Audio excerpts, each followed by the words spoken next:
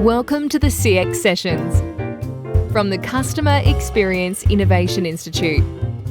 Every episode, we provide an innovative perspective on customer experience from the people who are changing your world, one experience at a time.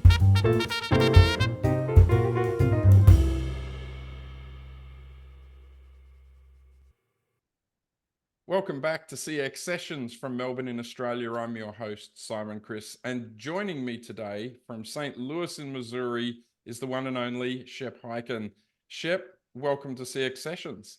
I'm excited to be here. Thank you so much. No, it's an honor to have you here. You're one of the biggest voices in CX globally. Tell us a little about your story. How did you come to be in CX? Wow. Well, I can go all the way back to when I was 12 years old and I started my first business, which was a magic show birthday party business where I entertained kids for, at the time, it seemed like a lot of money. It was $15 for a show. In today's dollars, by the way, that's about $2,412. So it was quite, seriously though. I remember I was 12. My mom picks me up after school. She drops me off at this home. I entertained the kids for about, I don't know, an hour or so. They're screaming, they're having fun. They gave me $1 tip, which was amazing. That was before tipping was really in vogue. And then that night at dinner, my mom said, "What are you doing after dinner?" And I thought, homework, because it's a school night. And she said, "Not until you write a thank you note and show, these parents that you appreciated them. And they paid you an awful lot of money for a young man." And I go, "Okay." And my dad said, "Great idea. But next week, call the parents, thank them again, and ask them how they liked the show. And then get specific, ask them what tricks they liked, and they'll tell you." And as you do this more and more, you'll hear the same tricks being talked about. And then there's other tricks that people don't talk about. And I go, "Okay." And he goes, "Well, that's so you know what tricks to start replacing." Now little did I know that all of that was really customer experience. First of all, you're showing appreciation to the people who do business with you, pay money. Number two, you're getting feedback. And most important, number three, is you're operationalizing the feedback. In this case, it was to make and create a better show, as we might want to make and create a better product or even enhance the service experience that we have. So that is really how I started to get my show better and better, and to the point where I was doing 8 to 10 magic shows every week. I was making more than $15. And my parents, they was so busy that they had to actually have a kid in high school. We paid him to drive me from show to show to show on a weekend, because sometimes I'd get 4 and 5 shows on a Saturday, and they needed help. Wow. So, I mean, yeah. we share something in common then. My first business was around about the same age. And Yeah. I went to a hardware store. I bought a bucket, a brush, a squeegee, and a bottle of methylated spirits, and got on my bicycle, rode into the local suburb shopping center, and started saying, "Hey, can I wash your windows for a couple of dollars?" And, I was doing that. I didn't realize I was undercutting someone who did that for a living. Ooh. But, there's always got to be room for a competitor. But I want to double click on this magic thing a little before we go on. Yeah. What got you into magic? Why magic? I mean, I know you still do some amazing tricks on stage, Well, but what thank got you. you into it? Well, great question. I started when I was 10 years old doing card tricks. And I actually, behind me over here is a bookcase. And actually, that bookcase goes all the way around. I have more than about 1,500 plus magic books, one of which is the first book I ever bought, titled Card Tricks Anyone Can Do. Right. And so even a 10-year-old apparently, and that's what kind of started me. I saw the amazing Kreskin on TV, and I thought, wow. And he did a card trick. I wasn't so as intrigued with the mind reading, but I was really intrigued with the idea that somebody could pick a card, put it in the middle of the deck, and make it come to the top. And I figured out how to do it, by the way. I figured he had to be using more than one of the same card. So I went around the house at age 10 or so and found my parents' decks of cards they used for game nights with their friends. Yep. I removed all of the 5 of spades from several decks of cards, and I made my mom pick a card, and I made her pick the 5, and then I put it in the middle, and it came to the top, and she was amazed, and she goes, "Do it again." Okay. because I had like 4 5 of spades still on top.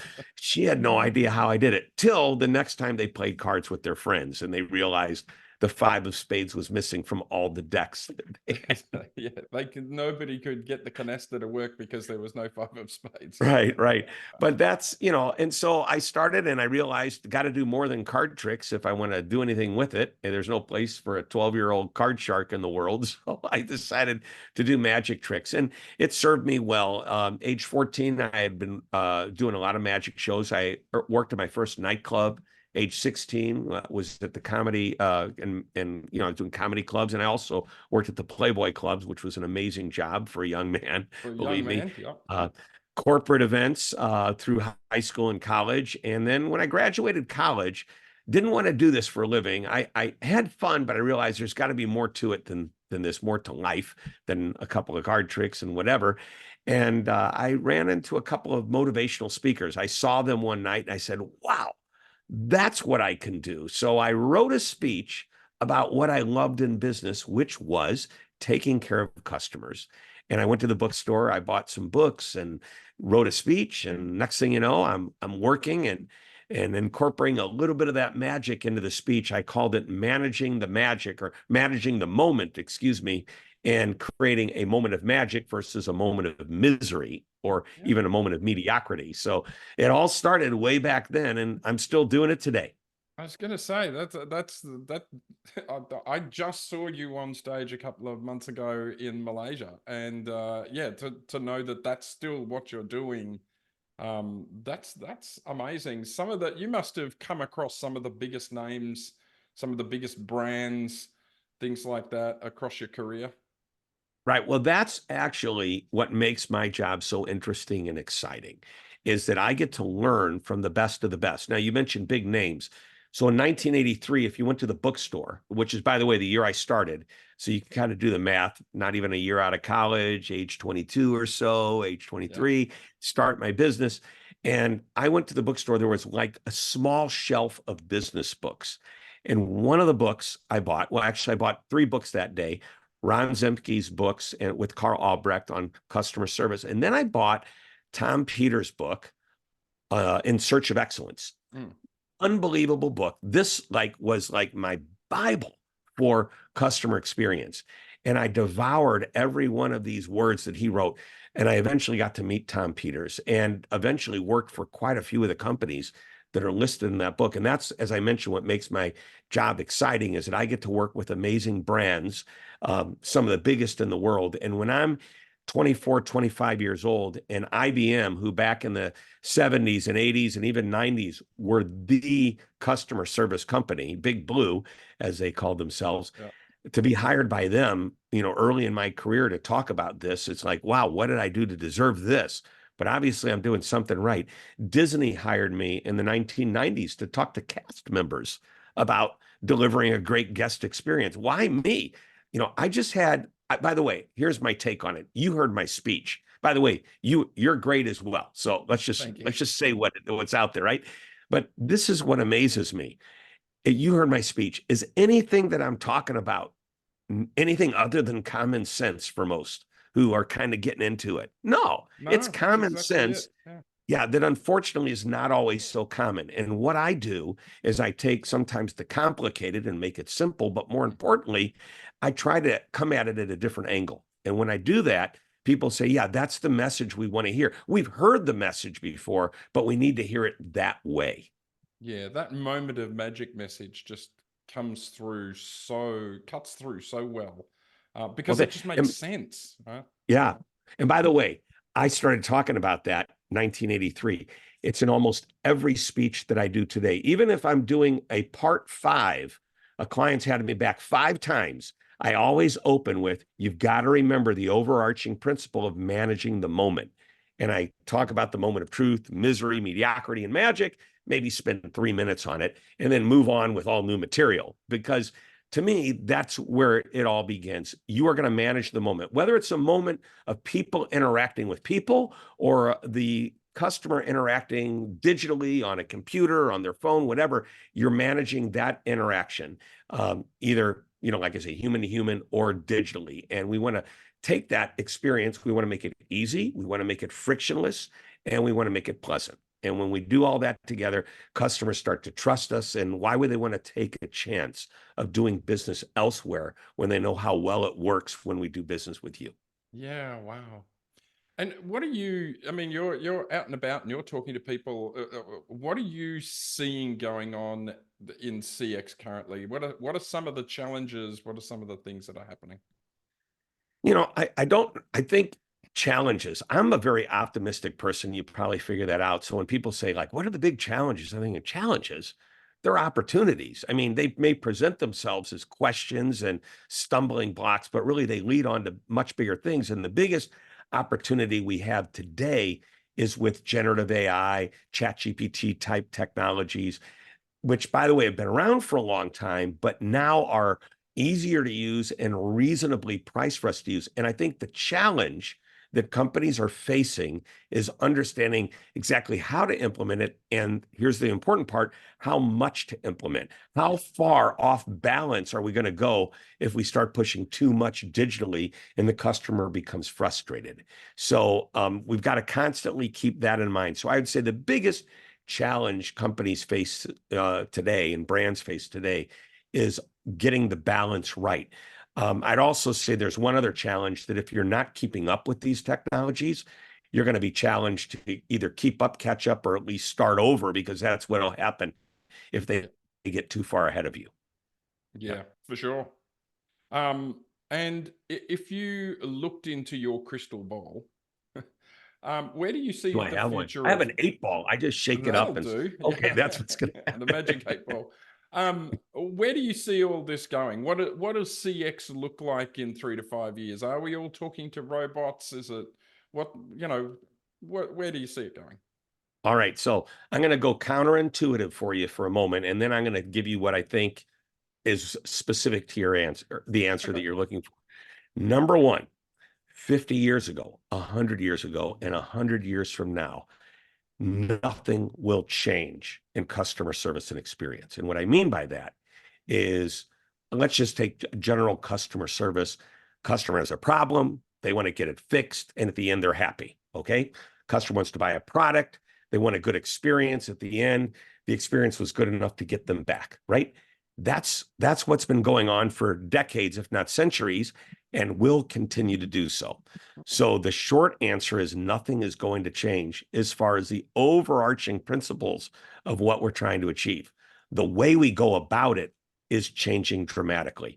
I don't believe that robots and I guess, for lack of a better term, all the AI that's out there is going to replace humans in the next 4 to 5 years.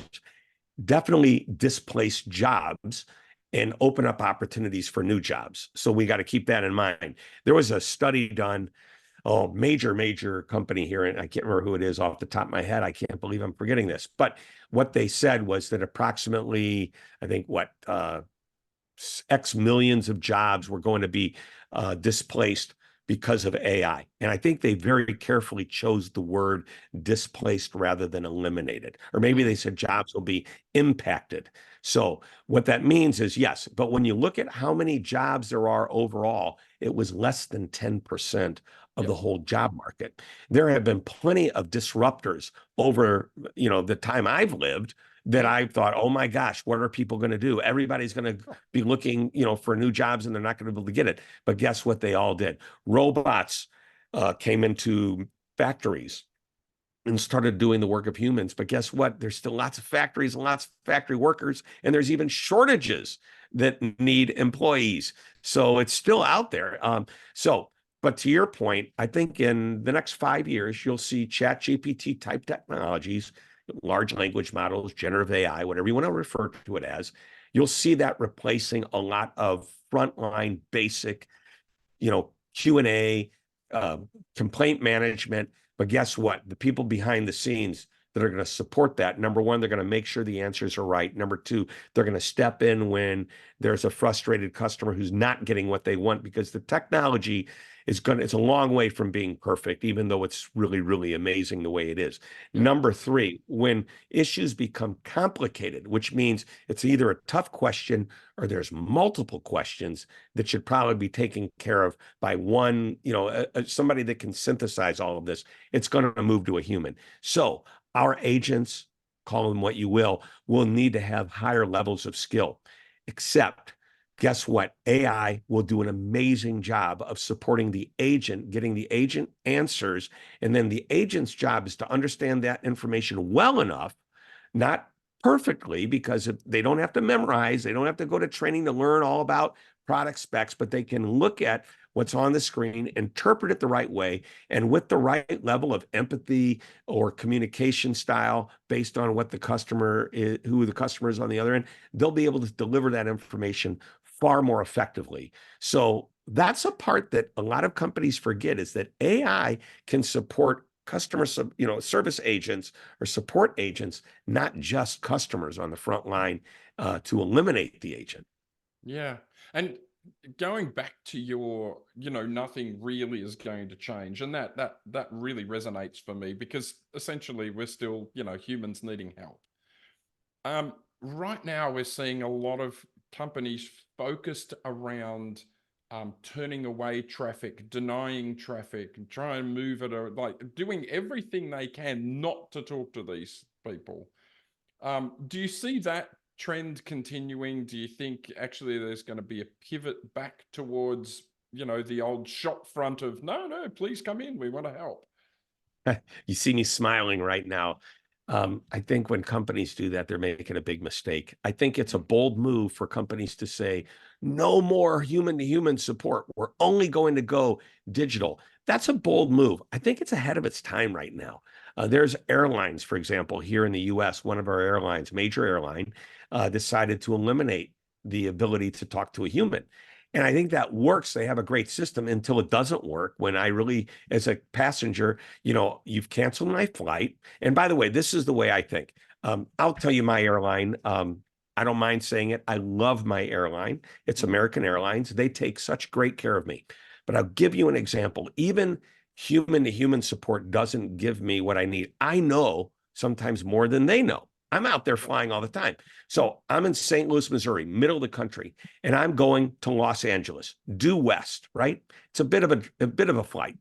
And for whatever reason, the flights are canceled. A bunch of flights are canceled. So I get a notice from American Airlines. Unfortunately, your flight is canceled. It's on my phone. It's a text. Here are some alternatives to consider. Every one of those flights has me heading west to different places, just not getting me where I need to be quickly enough. What it didn't give me was an option going east. What if instead of going west toward Phoenix or toward even Dallas, which is southwest a little bit, or Arizona, well, that's Phoenix, or one of the other cities that American might fly to west coast. What if I went to Charlotte, North Carolina, or I went north to Chicago? And yeah, so I'm looking at, in my mind, I'm looking at flights. If I get to the airport in the next 40 minutes, I can catch that flight to Charlotte. And even though it's an hour the opposite direction, it's going to get me in pretty close to the same time. So I call the agent at American and they answer. And I ask them, is there any other way? And then I suggest Charlotte. And she goes, why didn't I think of that? Why didn't the computer give me that option? But actually, as of late, something similar to that happened. And now it is listing more options similar to that. But I share that because what if I'm on a flight and they don't offer human support and it's not giving me options, but I know there's some available that they just aren't offering? What do I do now? And it's very frustrating. So that's a very long-winded answer, hopefully a bit of an entertaining story. Oh, absolutely. Maybe. Yeah. It's so it often amazes me that they don't think of the obvious next thing or the obvious next question, right? So they send a message. Let's keep picking on airlines. They send a message saying your flight's cancelled, and you go, okay, and you know that when it Right. should be your flight's cancelled and here's 4 options for, hey, or here, Right. you know, we've rebooked you, or it's very similar even internally. If you had a bot or something and somebody asked the question, what's my leave balance? Well, the next most obvious thing would be, it's, you know, it's 10 days. Do you want to apply for leave? Because, you know, why else are they checking their leave Right. balance? You know what I mean? Mhm. And sometimes I just think our systems and our people need to be taught just to think that next 1 or 2 steps ahead and prompt and kind of say, is this what ultimately you're trying? You know, it's that old story of, you don't want a hole in the wall. You want a screw in the wall to hold up a shelf, and you don't want a Right. shelf. You want something to put your new trophy on. You know, it's that. It's the extra question. I think I covered this in the speech that you saw me do, where people say one thing and mean something else, Yep. or they may say something, but you need to have a question ahead of time to clarify and understand. And I mean, for example, somebody says, "I need this quickly," and you can say, "Okay," and do it as fast as you can, or add an extra question, which is, "How quickly?" 2 extra words, and they go, "Can I get it in a half an hour?" Oh my gosh, no, that's impossible. Let me tell you why. And you explain it, and all of a sudden the customer's expectations are realigned. And when you finally give the customer what they asked for, they go, "Thank you for doing that. You know, that was pretty quick. I didn't realize all this went into it." And they would have otherwise, if you'd have shown up late, they would have been upset. So asking the extra questions, really, really important. And you may remember my favorite example of this is when my wife says, you know, we're driving home one night and she says, "Honey, do you want to stop and get some ice cream?" You know, and I think she's asking me if I wanted ice cream. No, she's not. I say no and keep driving. Wrong answer. I say no, but would you? And she says yes. That's the right answer, only because I asked the extra question. And too many times we don't ask the extra question to understand the thinking behind what our customer wants. By the way, computers are really good at this. Just as you said, I'm looking, how much leave do I have? You have 10 days leave. Do you want to take a day off, or are you looking to take time off?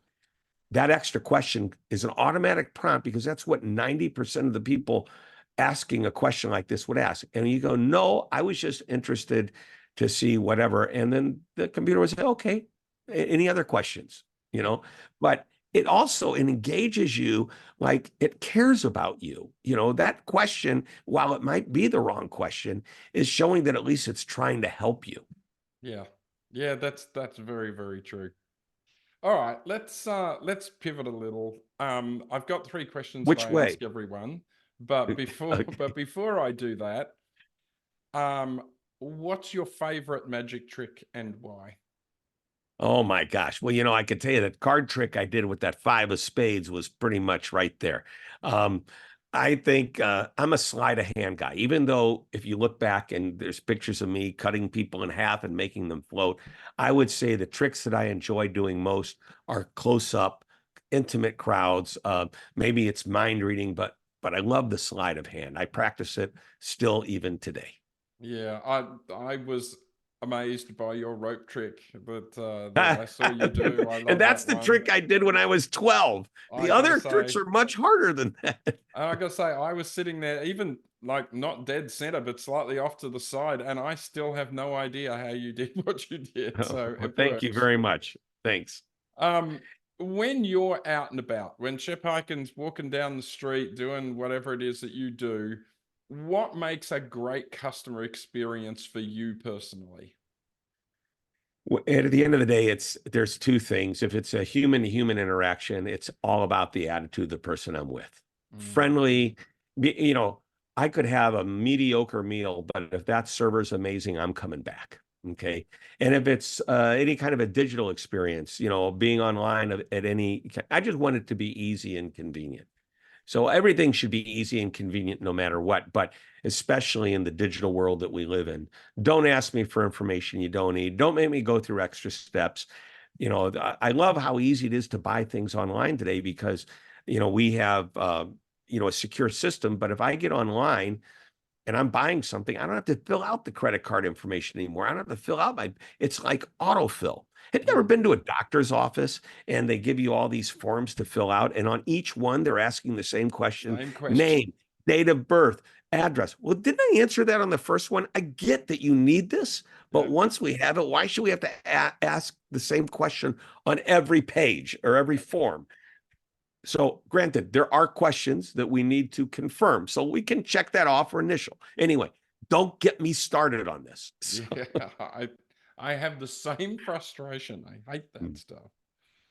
And how do you think that'll play that personal interaction that you kind of value, you know, the person being empathetic and happy and all that sort of stuff? How is that going to replicate in an AI world? well, great question. I think that our goal in the AI world is to replicate that experience. Until it happens, the companies that recognize that it's not quite there are going to have the advantage if they have the backup or they have the support to give our customers the experience that they've always wanted. Tell you what's interesting. We do research every year, and 2024, this year, we just came out with the most recent report called "The State of Customer Service and CX." And it's actually loosely, we title it the ACA report, Achieving Customer Amazement. Sponsored this year, by the way, Ring Central. Thank you very much to them. But we ask questions like, where do you see AI? It's amazing to me that the majority of customers today, they don't know it and trust it enough to feel completely comfortable. It was November of 2022, just about what, not even a year and a half ago, when the most of the world who didn't understand AI at all was introduced to ChatGPT. Mm, Even today, some people have no idea. And by the way, smart people in business still don't get the power of a ChatGPT I absolutely technology. agree. But here's what's going to happen over the next couple of years. The customer, the consumer is going to understand the capability so much better than they do right now. They're going to trust it. And you're going to start to see companies uh, being able to connect with that trust, know exactly how far to go before it becomes a problem, and deliver on the expectation or make sure they can using the backup of a human being. And so until such time where we are replaced with robots, and again, as I said earlier, I think that's Yeah. a long, long way. You and I probably won't be around for that. But when ultimately that can happen, I think we're in a good place where we are right now. It's just going to get a little bit better. Yeah, fair enough. All right, second one is if you could go back in time and give yourself, your younger self, some great advice about your career Mhm. or about CX or what would that advice be? Oh my gosh. Once again, I'm a very optimistic person. I'm not sure what I could do differently. Um, I would probably have written a book sooner than I did. I waited about 6 years to write a book. And I probably write more often, although I write often when it comes to articles. But I think that would be the thing I do more than anything. I believe the written word and then eventually the videoed word. I believe the opportunity to spread good information has never been better and easier to do. So myself as a customer service experience person that gets hired by companies, I believe in the more you give, the more you get. I just keep giving it away, and I just, it's weekly articles, weekly videos. I just keep giving more away. So there, I don't know if that's a good answer or not, but No, that's a good answer. Absolutely. my abundant mentality. And the last one is what book are you reading or podcast are you listening to or series? What's influencing Shep right now?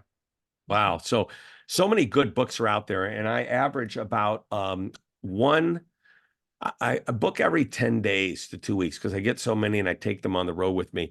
But you want to know what I'm reading right now? I've got it right here. You're not, I Oh, mean, so what I do, I will read 2 or 3 business books and then I throw a fiction book in the middle. But this oh, time I'm reading a great book by my friends Ossie Wynn and ah, the other guy, John Graham, not so well, but these are two magicians.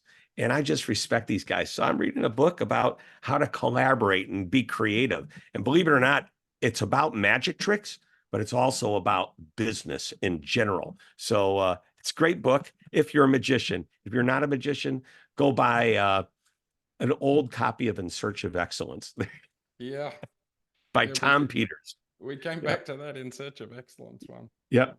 By Well, the look, way, interesting to note, many of those companies in Search of Excellence are no longer excellent or even in business.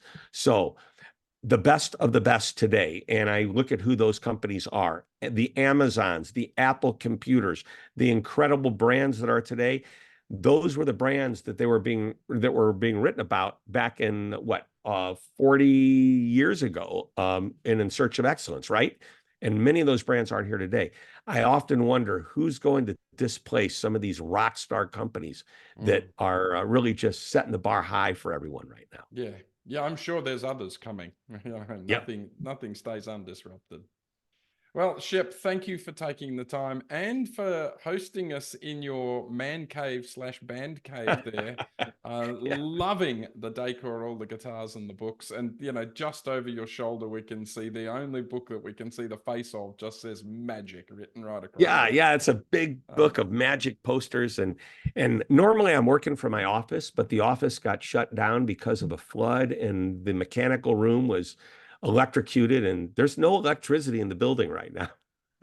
So, well, that's just a win for us. Yeah, because you get to see the personal side of Shep. We get to see the real Shep. Shep, Thanks again. Thank you for being a part of CX Sessions, and we'll be in touch. All right, I can't wait. Thanks. Hope to see you again soon. Okay, bye. That's it for this session. Let us know what you think or recommend someone for a future session at cxii.com.au. This podcast is brought to you by the Customer Experience Innovation Institute. Thanks for joining us, and tune in again soon to hear more CX sessions.